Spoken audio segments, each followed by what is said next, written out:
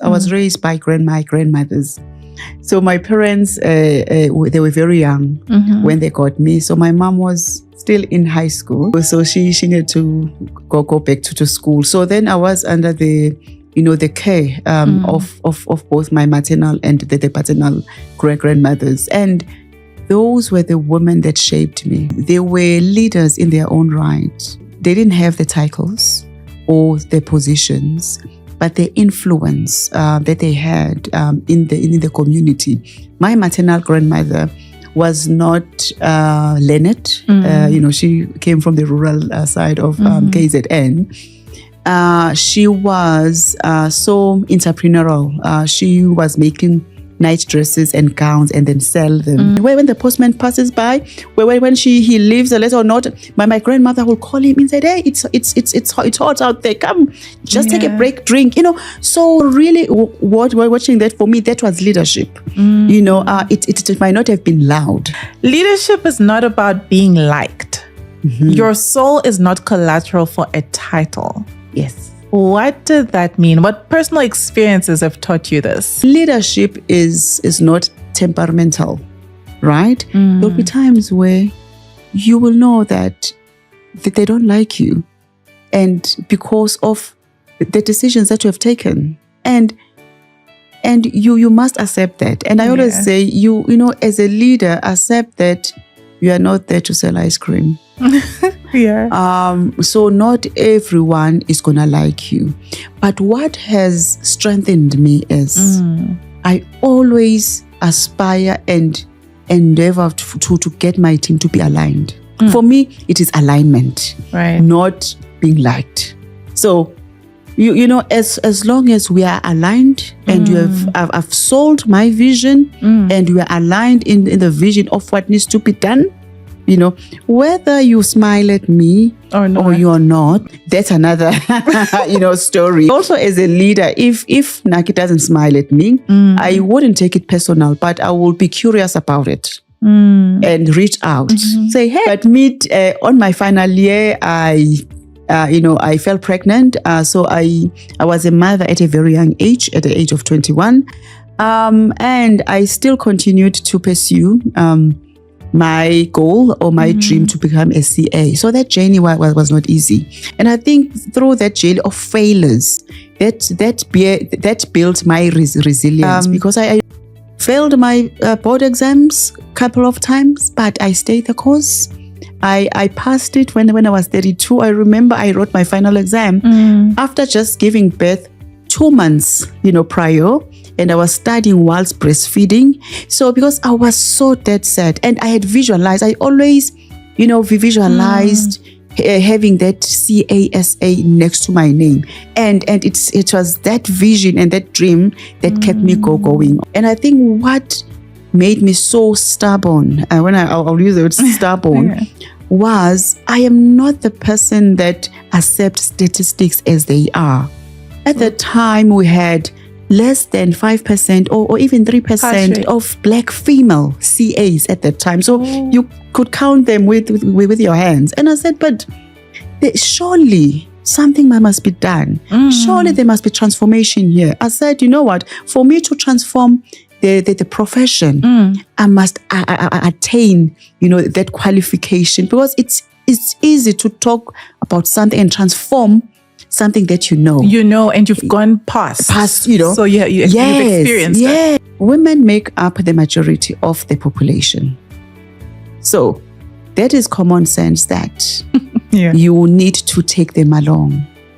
Welcome to Living in Fullness with Naki. This is CEO's Corner, where strategy meets story and we meet the human behind the title. I am your host, Naki Hlomayi. Real leaders, real stories, real impact. Hello, lovely people. Welcome to the CEO segment, a segment under the Living in Fullness podcast. I am your host, Naki Hlomayi, and I'm excited to have each one of you here, but more excited about my guest, who I will introduce in a bit. First of all, this is a segment where we get into the minds, the missions, the purpose, the vision of trailblazing leaders. They tell us a bit about their journey, a bit about their businesses. We get to tap into their story and how they got to where they're at. So I'm excited today because I've got somebody who I follow on LinkedIn. I love her posts. They are full of vision, they're thought-provoking, but more about influence and the person that she is. It speaks so much into the human behind the leader. I'm excited to have with me a chartered accountant, the current CEO of FASSET, Ayanda Mafuleka. Hey. How are you? How are you? Thank you so I'm much good. for having me. Thank you for being here. I am honored to have you seated here with me. For me, it's such an honor and a gift, to share the space with you, and not only with you, with your viewers as well. In the inaugural CEO's Corner. Really, I am honored, my dear sister. Thank you. Thank you so much for being here. And I'm excited for what people are going to learn from you. I've followed you on LinkedIn so many times. And I think for me, it's a lot about the posts that you have. It's influence, but it's also depth. They make you think. When I look at your posts, I really sit down and I think about a lot of things. And I'm like, okay, I need this person on my podcast. And I was like, which direction am I going? Because I have a lot of questions for you. Oh my. But I'll try to keep it under 45 minutes. But to start with, we're going to have some icebreakers. Oh, wow. Okay. Are you ready for this? Yes. Are you ready? The first one, I want you to finish this sentence. Okay. I want the next generation of women leaders to know that They are worth, they are powerful beyond measure. They are ready. They don't need permission. They have a voice. They don't need to find a voice. Woo, I love it. And you know what's funny? Actually, that's what Living in Fullness believes in. Wow. Once you find your voice, then you're able to impact. Yes. And most of the times people have a story, but it's more than just having a story. It's finding the voice to tell your story. Yes. And then you can have impact. I love it. Wow. All right, the next one. Describe your leadership style using a metaphor. If it was a vehicle, a car, a truck, a shoe, a clothing item, whatever it is, how would you describe it? It might not be visible, but a dream.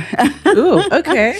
A dream, you cannot touch it, but you can learn from it. You can visualize it because it's when you dream, you are not conscious. It's dream happen at the heart, they say at an unconscious, level where really your mind is unpacking things. It's where your mind is putting things into perspective and we're not aware of it. So my leadership style, I gravitate towards vision. I'm a Pisces, by the way. Yes. I'm not sure if you follow the signs of the zodiac. So Pisces, by their nature, they're dreamers. We see things before they happen. Not that we've got powers. Yeah. No. But we fantasize, a lot. So for me, my leadership, if I were to draw it, to be more like a dream or a fantasy. Right. I would have definitely thought you're a visionary leader.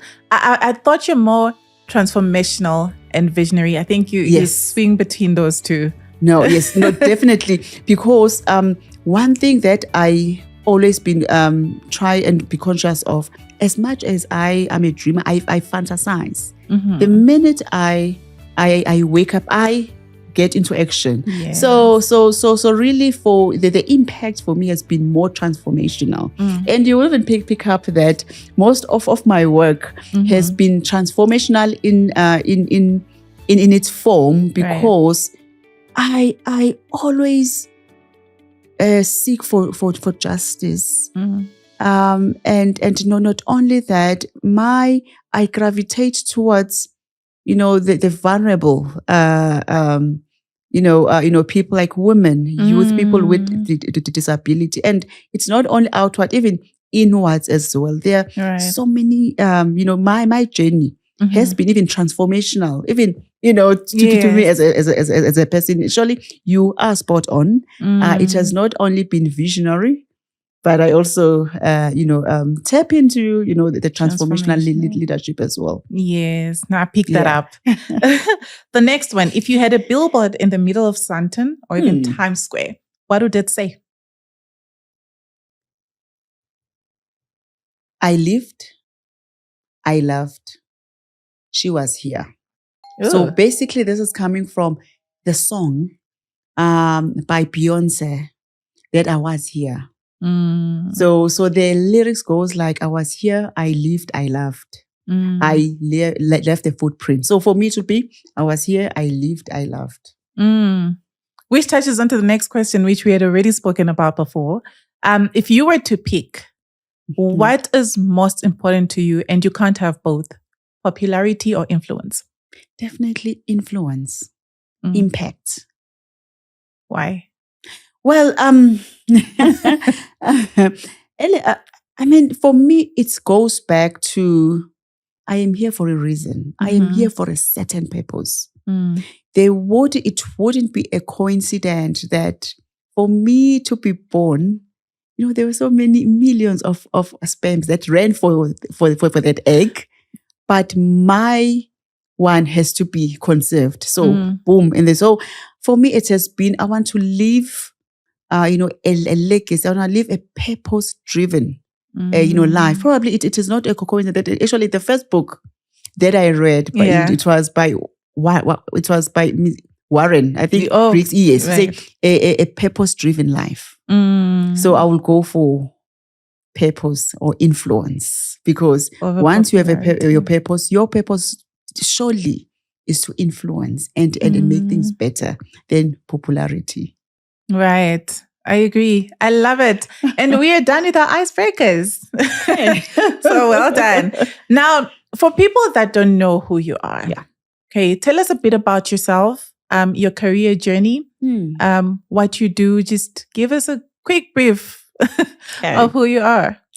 Well, I always first say I come from the dusty street of Umlazi. I was born into a matriarchal households. I was raised by grandmothers. So my parents, they were very young when they got me. So my mom was still in high school. So she needed to go back to school. So then I was under the care of both my maternal and the paternal grandmothers. And those were the women that shaped me.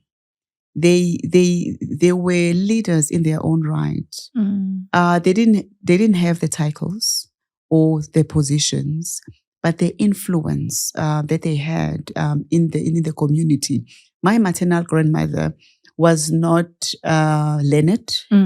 She came from the rural side of KZN.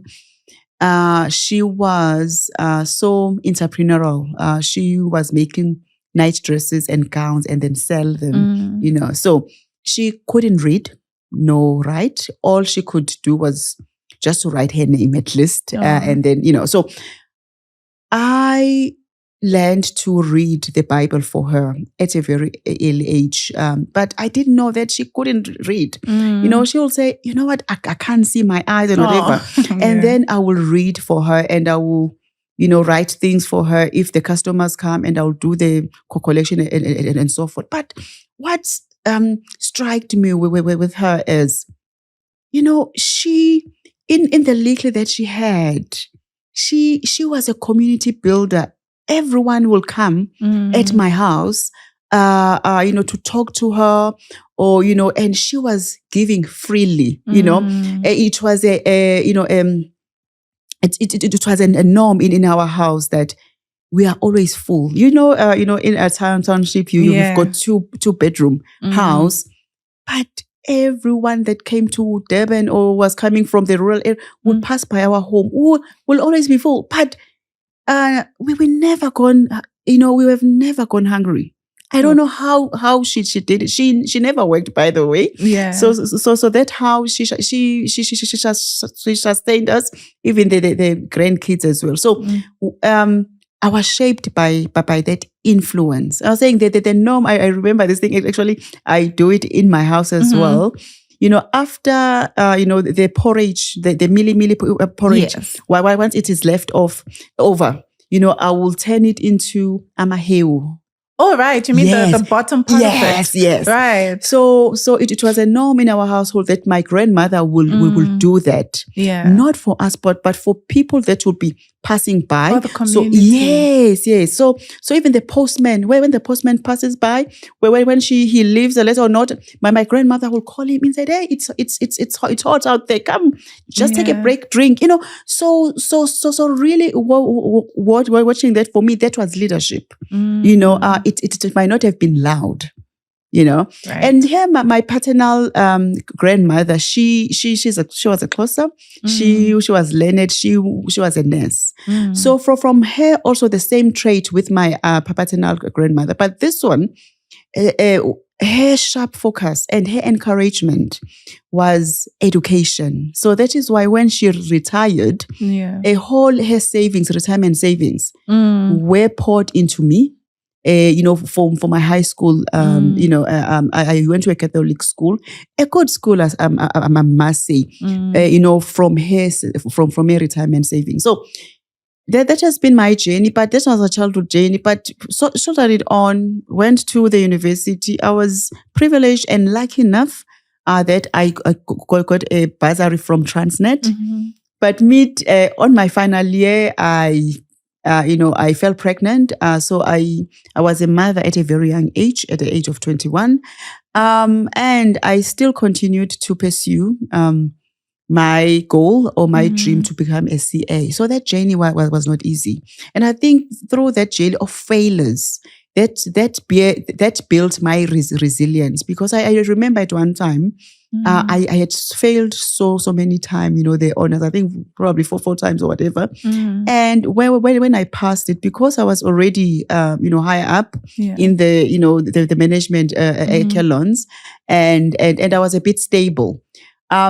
Because I passed, then I thought, you know what, I must then go back and do my articles. Then having to take a salary cut, and to a point where I sold my car, had to go back to the train. I commuted to the train to do my articles with the National Treasury, and failed my board exams a couple of times, but I stayed the course. I passed it when I was 32. I remember I wrote my final exam after just giving birth 2 months, prior. And I was studying whilst breastfeeding. So because I was so dead set, and I had visualized, I always, visualized having that CASA next to my name. And it was that vision and that dream that kept me going. Obviously, there were mentors along the way, women that I looked up to, that were CAs as well, who looked like me. And I think what made me so stubborn, when I'll use the word stubborn, was I am not the person that accepts statistics as they are. At the time, we had less than 5% or even 3% of Black female CAs at that time. So you could count them with your hands. And I said, but surely something must be done. Surely there must be transformation here. I said, you know what? For me to transform the profession, I must attain, that qualification, because it's easy to talk about something and transform something that and you've gone past, so you've experienced it. Yes.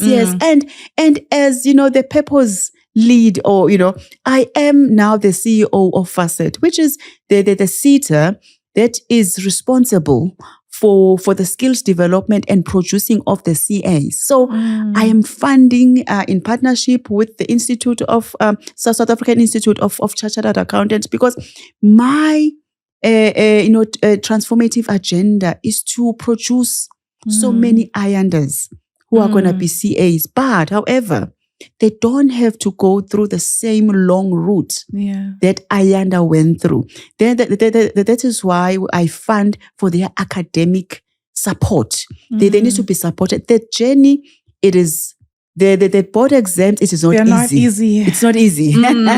So I want to make it easier, for them. And we are seated now. We are more than 10% of Black female chartered accountants and more. And I mean, I will also commend organizations like AWCA, SAICA as well for, ABASA, that look at advancement of Black accountants. And FASSET during my tenure, I have been very intentional to fund their programs to make sure that this does not become in our lifetime, that we don't talk about, a profession that's still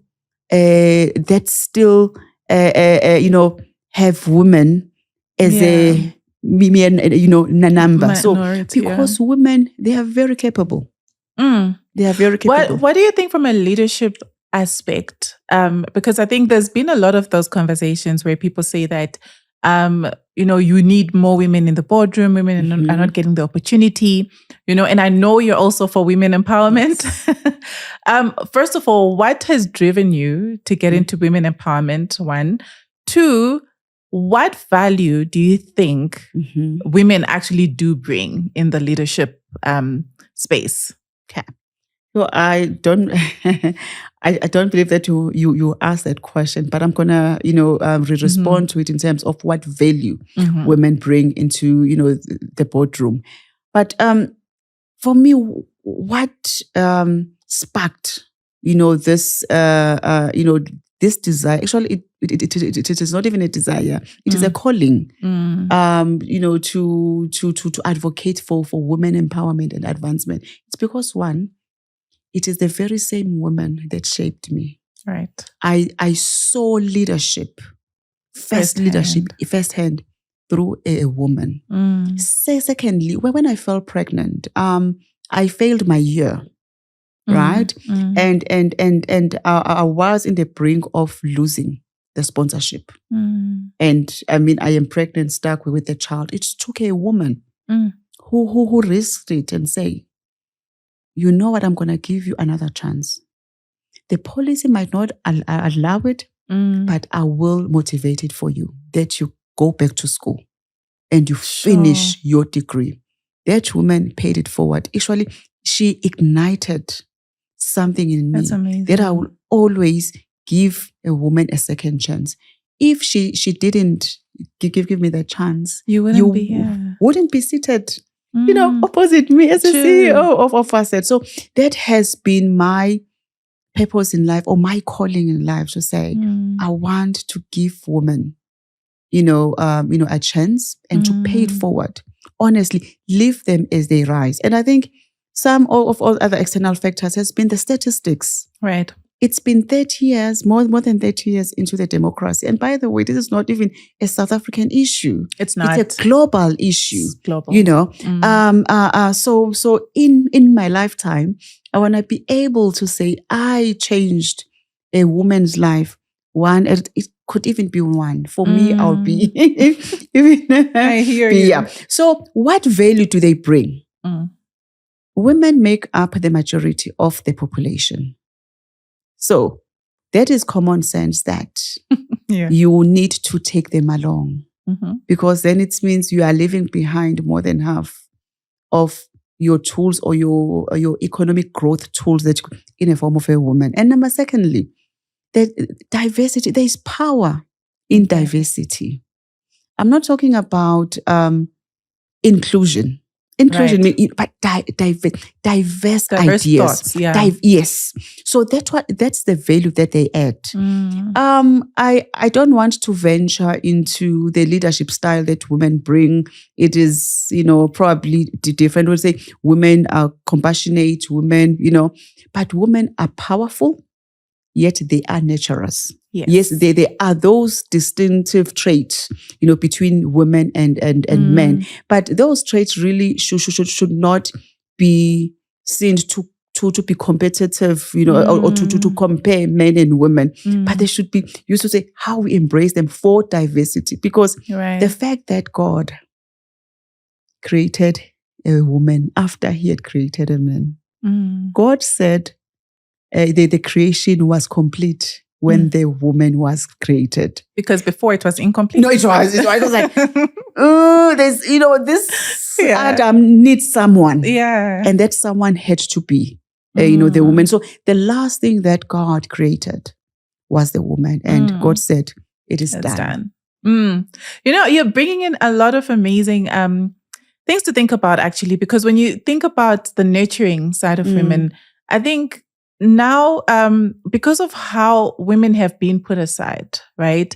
You find that some women are struggling to now show up as nurturing in the workplace, because it's sin now to be a show off. You don't carry enough weight. Yes, you don't carry enough That's power. a weakness. It's a weakness, And I love the fact that she's saying it's not the fact that men and women are equal, but they're not the same. We need to find ways of leveraging off each other. And that's the diversity of thought. Yes. Why do we have women in this boardroom? What is it that they bring into this boardroom that's different to men, and vice versa? Because if you just have one mindset, which is, because the truth is, psychologically, men think similar to each other. Yes. Women think similar to each other. So if you're men and you're making decisions in the boardroom, most likely it's all logical. There's no emotion attached to it. Everything is true, mostly logical, and rarely do you find the emotion side of it. Of course, there are some men that through learning and psychology therapists, they've gotten to learn to be in touch with their emotions. But a lot of it is not there. I just want to share something, Naki. It's I didn't see it when it was playing out, but I reflected on it afterwards. We were in a board meeting. And we're discussing a very sensitive issue that impacted, that was going to impact someone else's livelihood, right? And obviously, I'm an accountant as well, and the accountants in the room, and there's diverse skills, around the boardroom table. Yes. As we were talking and we're saying, but what will be the financial implications of this? What will the optics looks like? And.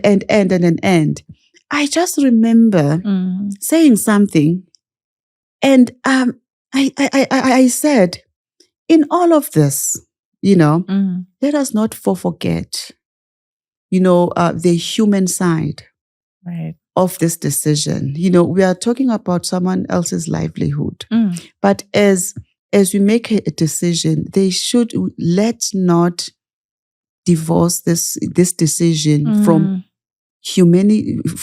Let's also give it the human side of it and the dignity, because everyone deserves that level of dignity. But it sounded like it's something that Mandela will be saying. Yes. But what I'm reflecting on this is afterwards the decision changed to say, hey, we all have been discussing and been worried about, from the one party's perspective, from a company's perspective, to see how this will look like, how much this will cost us, and so forth and so forth. But we have not looked at what will this person, be benefiting or be losing. But I think the most important thing that a human being must never lose is his or her dignity. That's true. But then again, that's actually leading me to my next question to you. Because from what I've seen about you, you are such a great leader, and you put that human behind the leader in you. Because I think most times when people look at leadership, they think about a boss. There comes the boss. There's no emotion. It's just about work, financial goals, business goals, and that's it. How have you managed to stay in touch with the human side of your leadership? I will say it has not been easy. I will tell you why. It has been a journey, because once you exhibit that human side, that compassionate side, so sometimes get taken like, oh, you're being a woman now, you're being a mother, this is, business must run, decisions must be made. So it has been a journey. So I came across this quote by Socrates, says, an unexamined life is not worth living. After all been said and done, we are human beings. That's why I always go back and reflect. So my leadership really is based on that I am dealing with human beings. right? I'll just make an example. In our meetings, in our leadership meeting, ESCO meetings, I introduce this line item called personalia.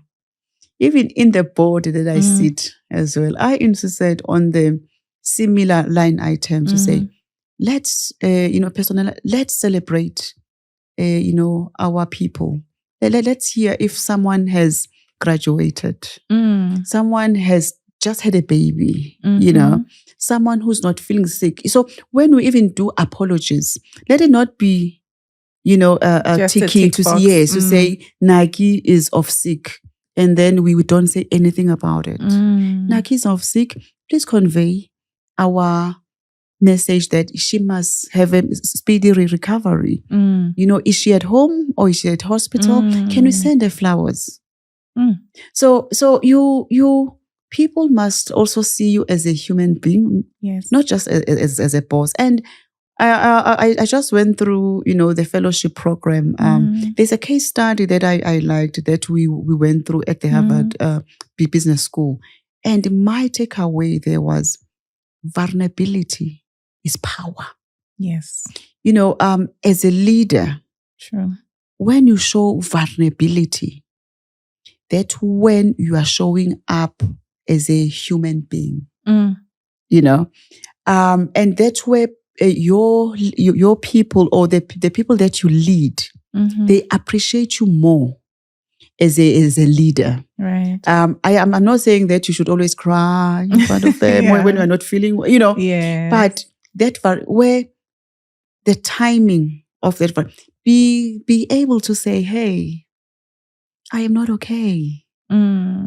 I've just been through a very traumatic, situation at work, which has been the first setback in my career. So I was out, in the organization for about 5 months or so, being put on a special leave.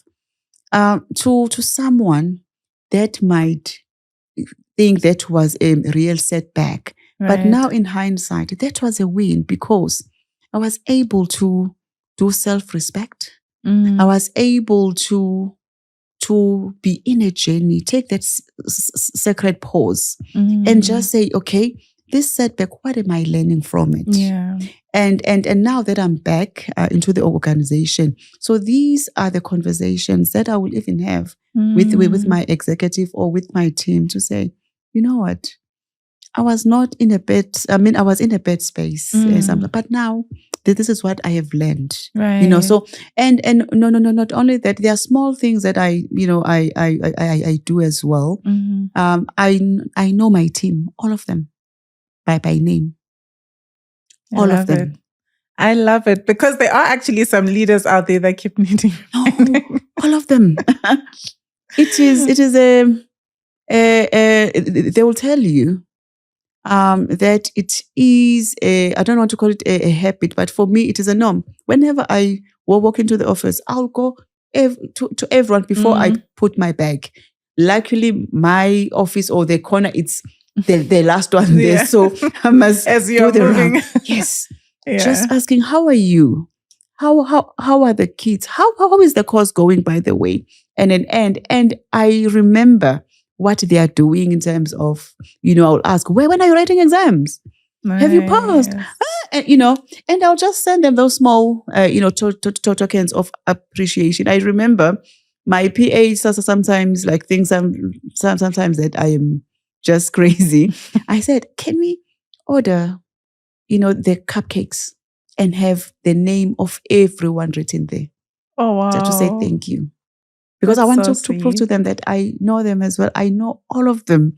So it is important for people to know that the human, behind the leader. Not only that, for me is leading with compassion. Human people are also not robots, so they feel and they appreciate also being recognized as human beings as well.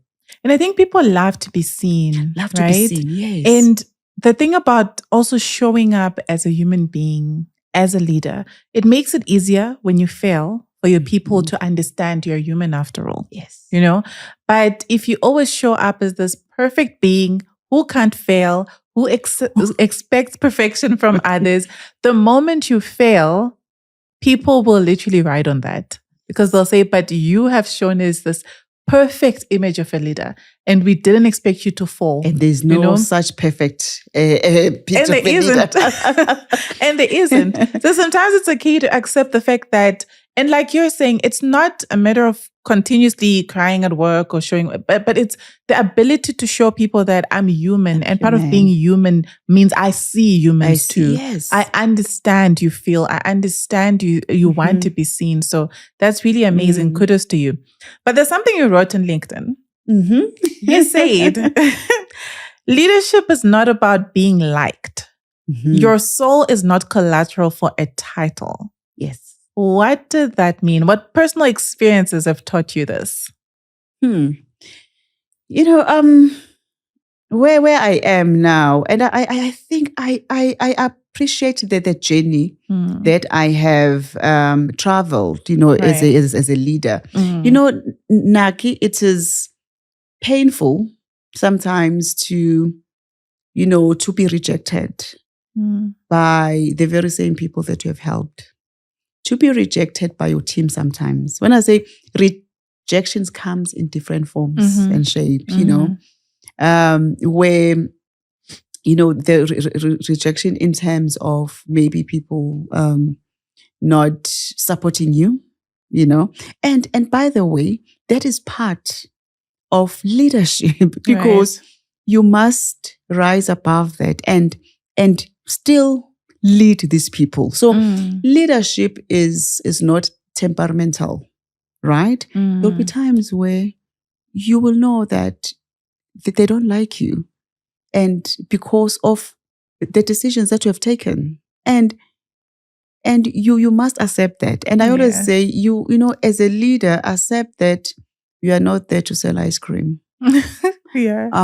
So not everyone is gonna like you. But what has strengthened me is I always aspire and endeavor to get my team to be aligned. For me, it is alignment, not being liked. So you know, as long as we are aligned and I've sold my vision and we are aligned in the vision of what needs to be done. You know, whether you smile at me or you're not, that's another, you know, story. But also as a leader, if Naki doesn't smile at me, I wouldn't take it personal, but I will be curious about it and reach out. Say, hey, you know, last time I greeted you, noticed, but I noticed that you didn't greet back. You know, is there something? Maybe you didn't see me or what? You know. Just, you know, so, I mean, in those conversation, really, that's where you will get to know a person. Because sometimes we also have perceptions, you know, and that's where you will have those conversations and say, oh, by the way, I thought you were like this. This is, you know, and I've come across so many of those where you think after a conversation with someone, even, you know, at work, said, oh, say, oh, I thought she was like this. And I think, you know, not that you have warned a loyal person, but at least you have demystify, you know, that perception or that wrong perception or, you know, whatever. True. So I think for me, I always strive for alignment. When I wrote in that post as well, I was just going through, I have just been back, you know, into, you know, the organization, and I had to then acclimatize and, you know, try to, you know, settle, you know, the team as well. I mean, if you have been a leader, you have not been outside, you have been away, and you know, there have been people that will be acting or people that have been, you know, doing. So when you come back, you know, you don't want to unsettle, shake this, you know, So you just have to ease in and so forth. And as you ease in, obviously there'll be discomfort, you know, on, you know, certain individuals, but you just have to accept that you're not going to be liked, but as long as, we are going the same direction. And I sometimes take this leadership back to my household. I said, but anyway, I'm a mother. I am not a mother by mistake. Yeah. God has given me this motherly instinct and had,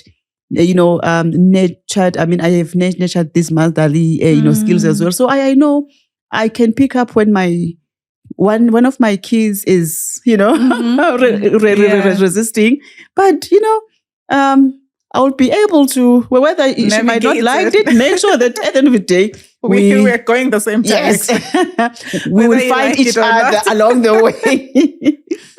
But how do you cope though? Because I hear you speak a lot about the season you've been through. Yes. And you have spoken about resilience.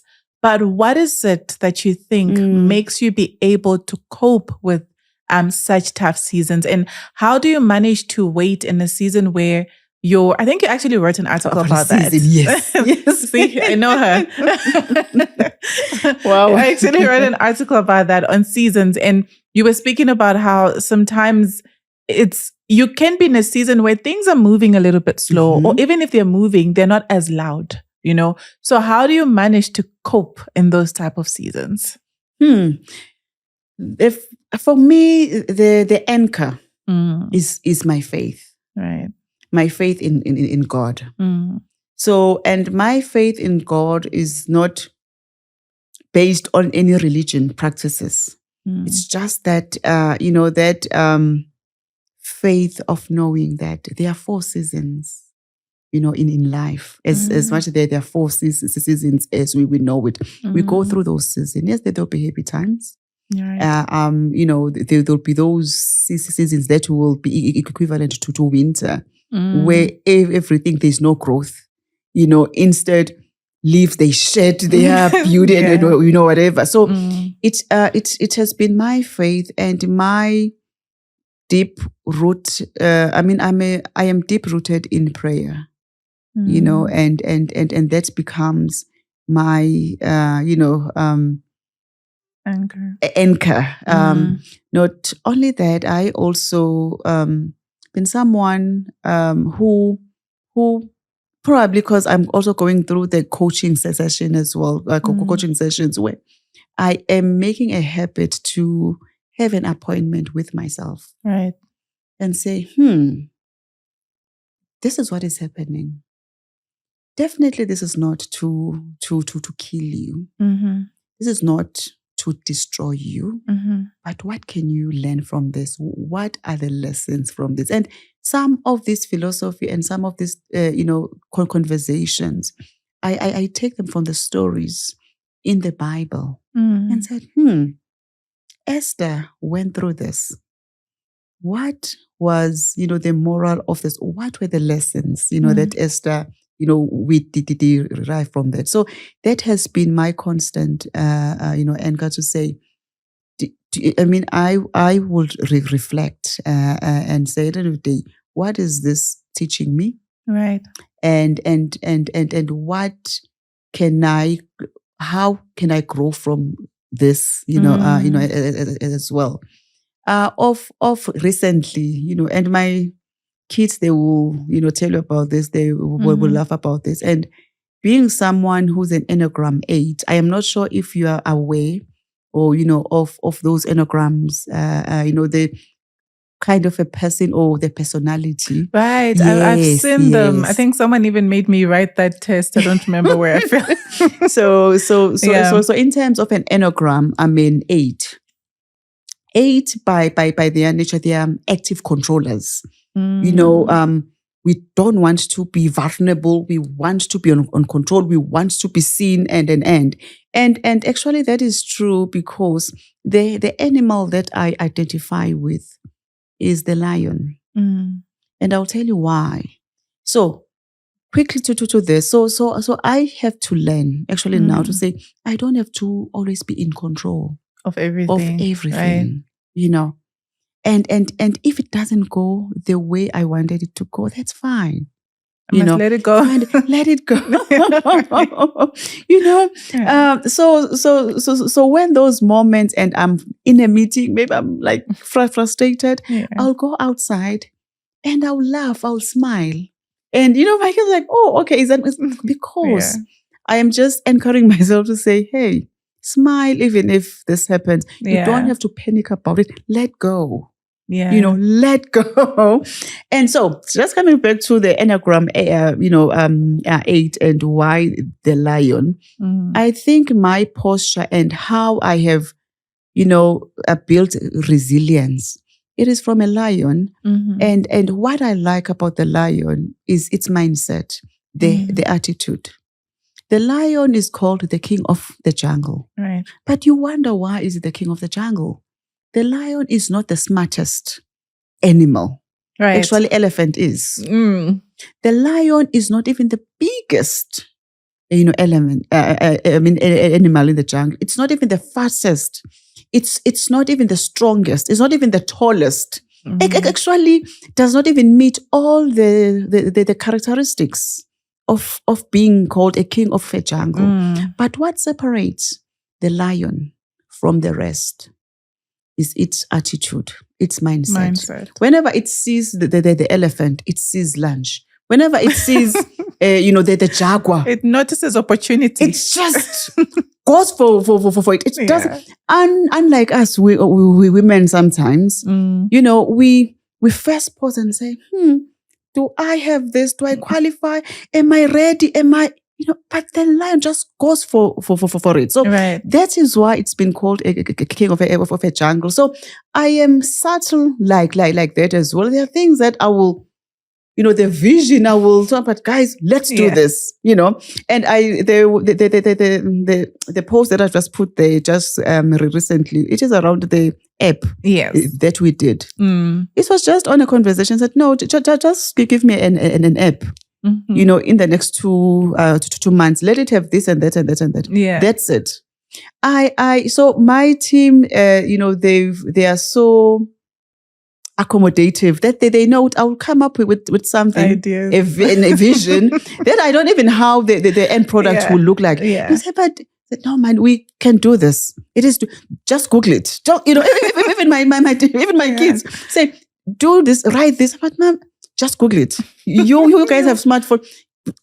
Check it out. Figure it out. So I think that has even my journey and when I reflect, really, I come from the humble beginnings. There was nothing that really, with where I come from, that one would have said, actually, you are where you are today because you were born into this and that. It has been that mindset, that attitude of a lion. Where you tell me about 3%. And I said, hell no, I am going to be then that 3.1%. This is not doable, but I'm going to do it. You don't give up easily. I don't. I'm curious, are you a firstborn? Yes, I am. Right. Because I think that's me as well. I'm that person who, when I set my mind on something, I have to do it. I must do it. And also the element of control. Like a friend of mine was telling me today that when it's out of your control, let it go. Let it go. And sometimes I struggle with that because I'm used to being the solution, to coming up with solutions, to tell my siblings that, because my siblings always say, I know, especially the youngest one, when she calls me, she needs help with something. So it's like, I've done this. Can you help me with this? Or I need to do this. So I'm used to being providing solutions all the time. So when I struggle to provide a solution for myself, then I'm like, something is wrong here. I need to find a solution. That's okay. That's okay. And, the sad part is, who takes care of you? Because you are you give, you're a solution to this, you give, I did what, that is giving, but then who takes care of you? Who pours into your, so that is a struggle with the firstborn. As well. It is a struggle with the firstborn. It is. And I think even my husband I had to learn to let go and allow him. Oh, really? Yeah, because it was also I don't know. I've already found a solution. I've done it. It's done. My So, sisters, actually, even my friend, I lost my dad, just in 2023. Oh, sorry. So,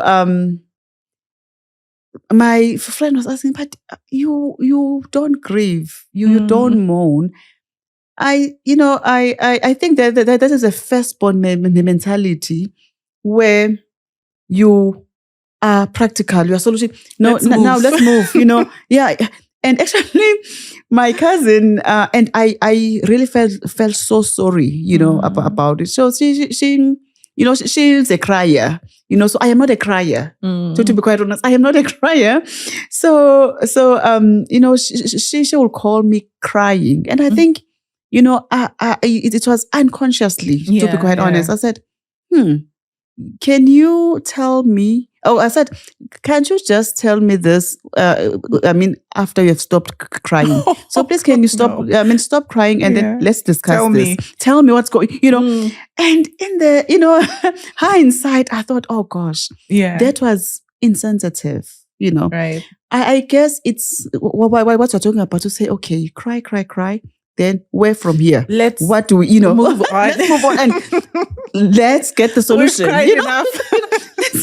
Be practical. So so such things, and unfortunately, you do also bring into your leadership. It shows into your leadership because I am action orientated. And so forth. So it is important sometimes to just take a step and say, you know what? They might not be as passionate as I am. They might not be an 8. They might not see things in my perspective. Yeah. How am I accommodating them? So there's this, I once watched a podcast by the CEO of Chanel. Right. Miss Nia. She said, she's always intentional when in the meeting that everyone must speak.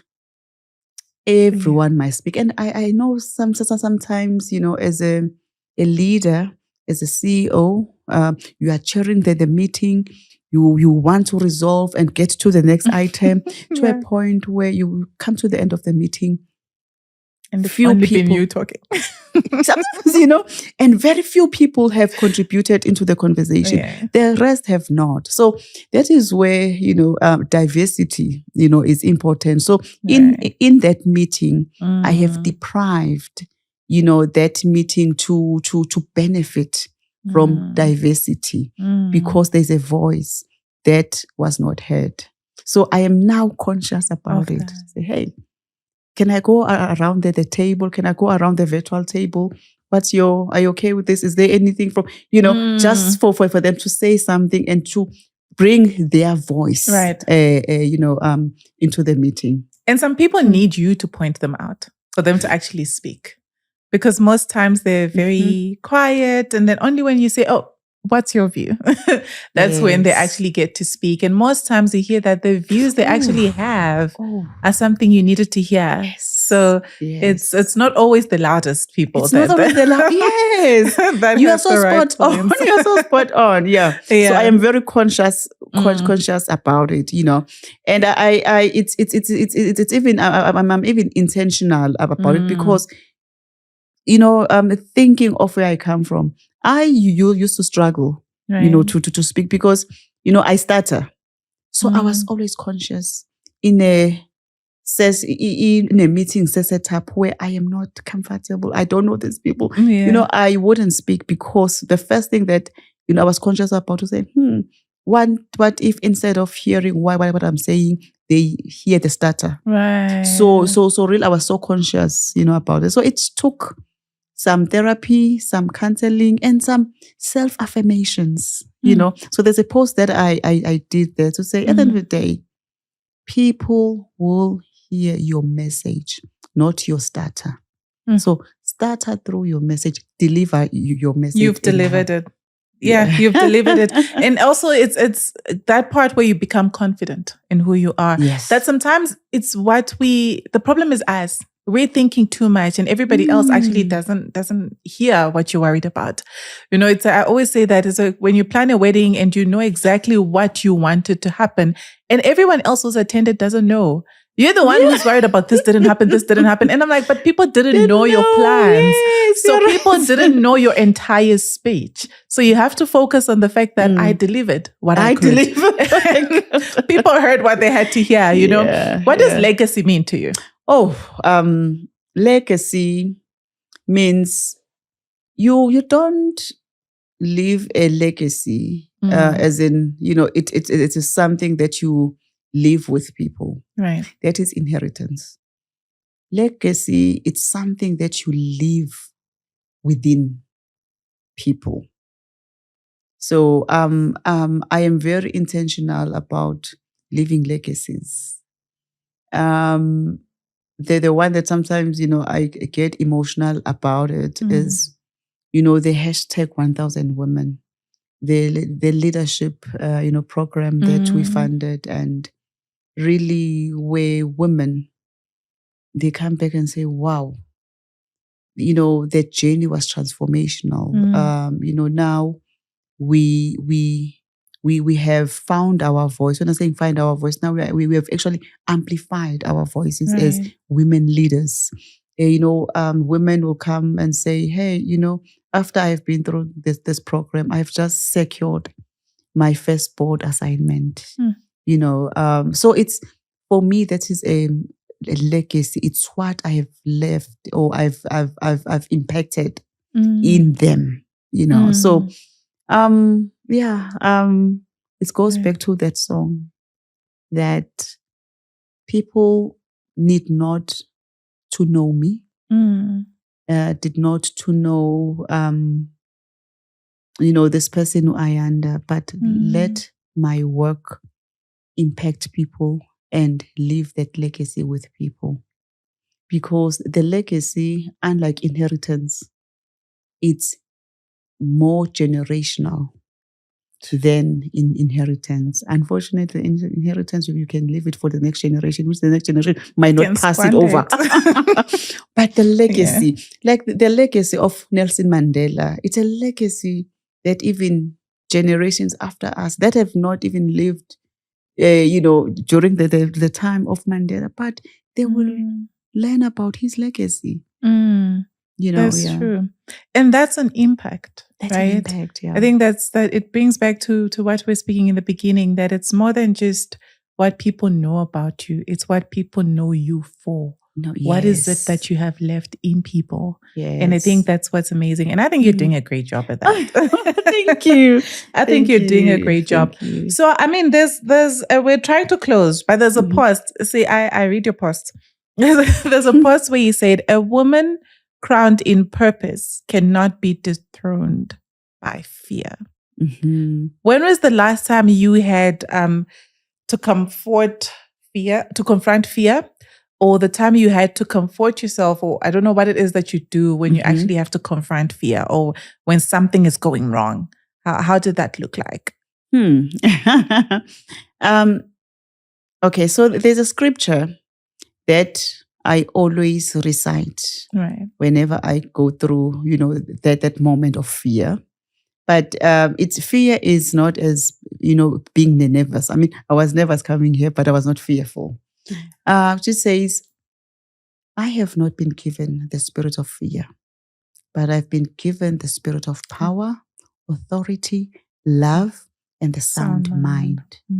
So, fear really, it's more, actually my coach explains it to say, it's more hormonal.